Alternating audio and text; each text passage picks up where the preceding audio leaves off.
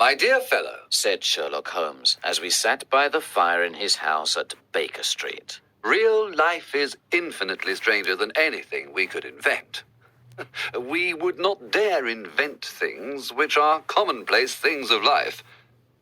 If we could go out of that window, fly over this great city, gently remove the roofs of houses, and look at the peculiar things that are happening, the strange coincidences, the plans, and the wonderful chains of events, we would discover things much more interesting than in books. But I do not believe it, I answered. The stories in the newspapers are never very interesting. In fact, they are always very boring. That is because, said Holmes, newspapers always repeat the official reports of magistrates and police reports. You can be certain that there is nothing as unnatural and strange as the commonplace. I know, I replied, that your cases are always very interesting. But let us look at today's newspaper. I picked up the newspaper and began to read an article. It was about a husband who was cruel to his wife. I don't have to read the article, I said, but I am sure that the man had a girlfriend, that he drank, and that he began to hit his wife. I am also sure that there was a sympathetic sister, or landlady. You have chosen a bad example, Watson, said Holmes, because I have worked on this case. The man, Mr. Dundas, did not have a girlfriend, and he did not drink, and he did not hit her. Instead, at the end of every meal, he took out his false teeth and threw them at his wife. You must admit that nobody could invent such a story. Do you have any interesting cases now? I asked. Well, I am working on 10 or 12 cases, but none of them are interesting. They are important, you understand, without being interesting. I have found that unimportant matters are usually more interesting. If there is a big crime, the motive is generally obvious. So they are generally not very interesting. But I think I will have an interesting case in a few minutes. Holmes was standing at the window and looking down at the dull, grey London streets. There was a woman standing in the street. She was moving her hands nervously. It was obvious that she could not make up her mind. Then suddenly she ran across the road and rang Holmes's doorbell. I know those symptoms, said Holmes. When a woman hesitates like that on the pavement, it means that she has a love problem. She wants help, but she thinks that her problem is too delicate to communicate. But when a woman does not hesitate and rings the doorbell hard, it means she was seriously wronged. In this case, this woman is confused and perplexed, and wants an explanation. As Holmes was speaking, the servant announced Miss Mary Sutherland. She was a large woman. She wore a hat with a red feather, a black jacket, a dark brown dress, and grey gloves. She also wore small, round gold earrings. When Holmes saw her, he said, "Isn't it difficult for you to type with such bad eyesight?" I thought so at first, Miss Sutherland replied. but now I can type without looking at the keys. Then she looked surprised and frightened when she understood that Holmes already knew so much about her. How do you know that? Asked Miss Sutherland. It is my business to know things, said Holmes, laughing. If I could not see these things, why would people come to me? In any case, I can see the marks of the glasses on your nose. I have come here She said. because I want to know where Mr. Hosmer Angel has gone. Why did you come here in such a hurry? Asked Holmes. Once again, Miss Sutherland looked very surprised. Holmes then explained that her boots were not the same, and that they were not completely buttoned. Yes, I did hurry out of the house because I was angry at Mr. Windibank, that is my father. He did not want to ask the police about Mr. Angel. He said that nothing bad had happened. This made me angry, so I came here to see you. Your father? Said Holmes. He must be your stepfather, because his surname is different from yours. Yes, my stepfather. I call him father, even though that seems strange to me. You see, he is only 5 years older than me. And is your mother alive? Asked Holmes. Oh, yes, Mother is alive and well, Answered Miss Sutherland.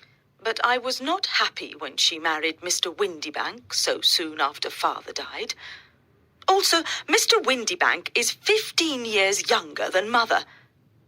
Father was a plumber and had a good business, and when he died, Mother continued the business. But when she married Mr. Windibank, he made her sell it. Do you live on the money from the business? Asked Holmes. Oh, no. Replied Miss Sutherland. I inherited some money from my uncle. I cannot touch it, but with the interest I receive £100 a year. That should be enough for you to live quite comfortably, said Holmes. I give that money to Mother, and I live on the money I make typing. She replied. Now, can you tell us about Mr. Hosmer Angel? Asked Holmes. Miss Sutherland blushed deeply and said, I met him at the plumber's ball. They used to send tickets to my father when he was alive, and after he died, they sent them to my mother. But Mr. Windibank didn't want us to go. He said that my father's friends were not good enough for us. But the day of the ball, Mr. Windibank went to France on business, so Mother and I went to the ball, and it was there I met Mr. Angel. I suppose, said Holmes, that Mr. Windibank was very angry with you when he discovered that you had gone to the ball. No, not very, Replied Miss Sutherland. He said that it was impossible to stop a woman when she really wanted something. And did you see Mr. Hosmer after the ball? Asked Holmes. Yes, but he couldn't come to the house when Father was there. Father didn't want anybody to come to the house. So Mr. Hosmer said, We should wait until your father goes to France before we see each other. In the meantime, we can write to each other every day. Were you engaged to the gentleman at this time? Asked Holmes. Oh, yes, Mr. Holmes. We were engaged after the first walk that we took. Mr. Angel worked in an office in Leadenhall Street. Which office? That's the worst part. I don't know. Then where did you send your letters? To the Leadenhall Street post office where he got them. He said to me, The other workers in my office will make fun of me if they see my letters. I told him that I could type my letters like he did his. But he said, A typed letter comes from an impersonal machine and not from you. This shows how fond he was of me, Mr. Holmes, and the nice little things he thought of. It was most suggestive, said Holmes. I have always said that the little things are infinitely the most important. Can you remember any other little things about Mr. Hosmer Angel? He was a very shy man, Mr. Holmes. He always wanted to walk with me in the evening instead of during the day. He was very gentlemanly. Even his voice was gentle. He told me that he had had a bad infection of the tonsils when he was a child, so he had to whisper. He always wore elegant clothes. His eyes were weak, just like mine, and he wore dark glasses against the sun. Well, what happened when Mr. Windibank returned to France? Asked Holmes. Mr. Angel came to my house and said that we should get married before Father returned. He was very serious and said, Put your hand on the Bible and promise me that you will always love me. Mother agreed with him. Mother liked him from the beginning, and liked him even more than I did. When they started talking about our getting married within the week, I asked them if I should ask Father first. They said no. I, however, did not want to do anything in secret, so I wrote to Father at his office in France. But the letter came back to me on the very day of the wedding. It missed him, then? Yes, sir. He had started back to England just before the letter arrived in France. Ha! That was unfortunate. Your wedding was planned, then, for the Friday of that week. Was it to be in church? Yes, sir, but very quietly. On the day of the wedding, Hosmer came in a hansom to take Mother and me to the church. But since there were two of us, Mother and I went in the hansom, and Hosmer took a cab. We got to the church first, and when the cab arrived, we waited for him to come out. But he never did. The cabman said that he could not understand what had happened to him. I think that you have been very badly treated, said Holmes. Oh, no, sir. Hosmer was too good and kind to leave so. Why, all morning before the wedding, he said to me, "If anything happens to me, you must always love me. You must wait for me. I will return to you." I thought this very strange to say on the day of our wedding, but his disappearance explains everything. It certainly does, said Holmes. In your opinion, did he know that he was in danger? Yes, I think so. But do you know what the danger was? No, I don't. One more question. How did your mother react? She was angry and told me that I should never speak about him again. And your father? Did you tell him? Yes. He said, "Something terrible has happened to Hosmer, but he will return." I agree with my father. Why would Hosmer leave me? After all, there was no money involved. Hosmer did not borrow money from me, and I never put the money which I had inherited in his name. So he did not take my money and leave. Then she pulled out a handkerchief and began to cry. I will try to solve your problem, said Holmes. But don't think about it anymore. Forget about Mr. Angel. Do you think that I will ever see him again? No, I'm afraid not. Then what has happened to him? You will leave the question with me. Now, I need some of Mr. Angel's letters, a good description of him, and also your father's address. I never had Mr. Angel's address, said Miss Sutherland. But here is Mr. Windibank's address. He works for a wine importer. Here is the advertisement with a description of Hosmer that I put in the newspaper, the Chronicle. Miss Sutherland then left. But before leaving, she said, I will always wait for Hosmer Angel to return. When she had left, I asked Holmes about the case. The young woman is quite interesting, but her little problem is not very difficult or unusual. Would you mind reading me the description of Hosmer Angel? I then read it to Holmes. Missing, a gentleman called Hosmer Angel. About 5'7" tall.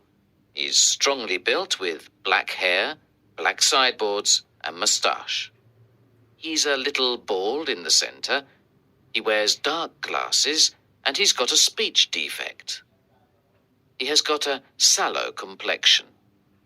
He was wearing a black coat, black waistcoat, grey trousers, and brown boots.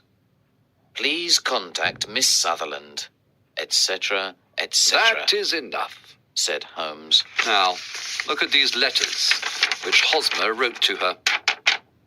What do you see? They are typed, I said. Not only that, but the signature is typed too. The point about the signature is very suggestive. In fact, we can call it conclusive. Of what? My dear fellow, can't you see how important this fact is to the case? No, I can't, I replied. Unless Hosmer didn't sign his letters because he didn't want to be legally responsible for what he promised. No, that was not the point, said Holmes. But now I will write 2 letters which will solve this mystery. One of the letters is to Mr. Windibank's firm in the city, and the other one will be to Mr. Windibank himself, to ask him to come here to meet us tomorrow evening at 6 o'clock. A few minutes before 6 the next day, I returned to Baker Street. When I walked in, Holmes was doing chemistry experiments. "Well, have you solved it?" I said as I walked into the room. Yes, it was the bisulfate of baryta. "No! Miss Sutherland's mystery!" I cried. Oh, that. I thought you were asking me about the chemistry experiment. There was never any mystery in the matter. The only problem is that the scoundrel did not do anything illegal, so he can't be punished. Who was Hosmer Angel, and why did he abandon Miss Sutherland? But Holmes did not have time to answer me, because just then we heard someone knock at the door. And then someone walking towards Holmes's room. This is the girl's stepfather. He wrote to me to say that he was coming, said Holmes. The man who entered the room was a strongly built fellow without sideboards or moustache, with a sallow complexion, and he looked at us with a pair of penetrating grey eyes.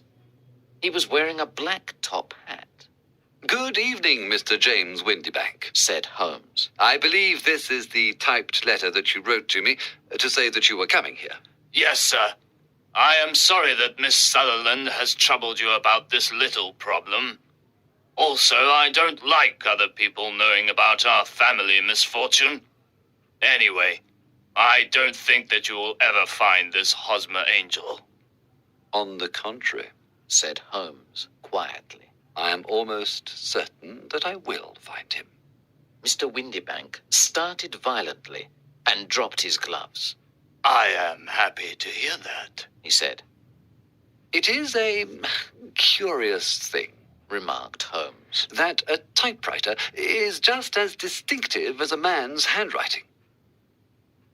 For example, in this letter of yours, I can see that this part of the R has a slight defect. There are also 14 other characteristics of your typewriter. We write all the letters in the office with this typewriter, said Mr. Windibank. And now, continued Holmes, I will show you what is really very interesting. In fact, I'm thinking about writing a book on the typewriter and its relation to crime. Mr. Windibank jumped out of his chair and picked up his hat. I cannot waste time over this ridiculous talk. If you can catch the man, catch him. And let me know when you have caught him. Certainly, said Holmes, walking over to the door and locking it. I let you know that I have caught him.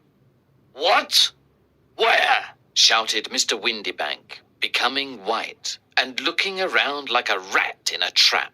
You can't get away, Mr. Windibank, said Holmes. This case was really very easy. Now, sit down and we can talk about it. I did not do anything illegal, he stammered. I am afraid that you are right. But, Mr. Windibank, it was a cruel, selfish, and heartless trick. Now, let us look at what happened, said Holmes.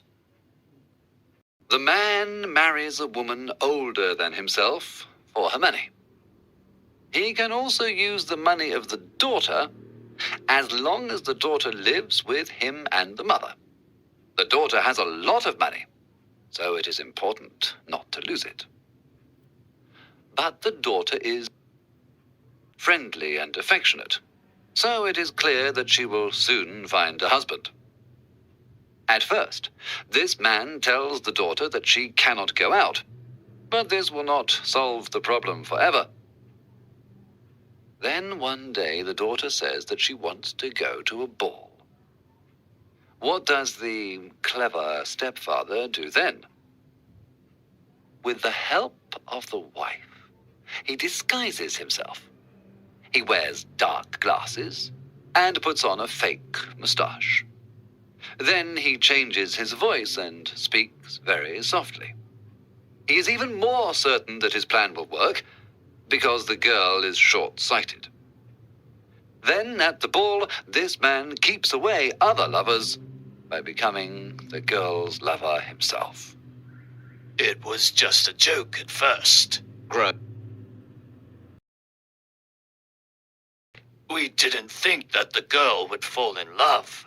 Yes, that is probably true, continued Holmes. but the girl really fell in love, and you decided to take the situation to the extreme.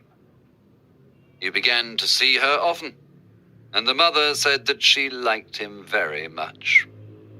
Then you decided to ask Miss Sutherland.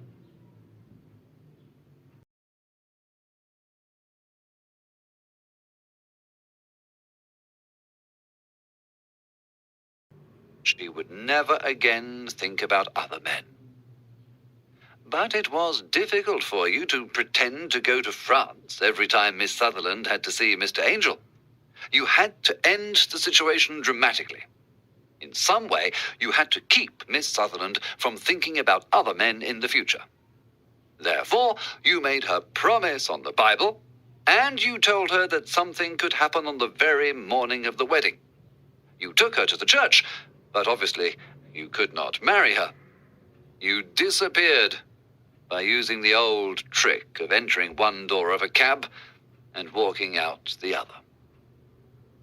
I think this is the chain of events, Mr. Windibank. Yes, maybe that is true. Replied Mr. Windibank. But I did not do anything illegal.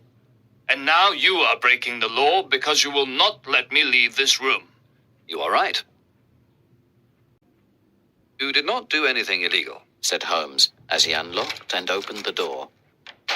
but you really deserve to be punished, and I would like to do it. Then Holmes picked up a riding crop, but Mr. Windibank ran out of the door and out of the house. Now he certainly is a cold-blooded scoundrel, Said Holmes, laughing.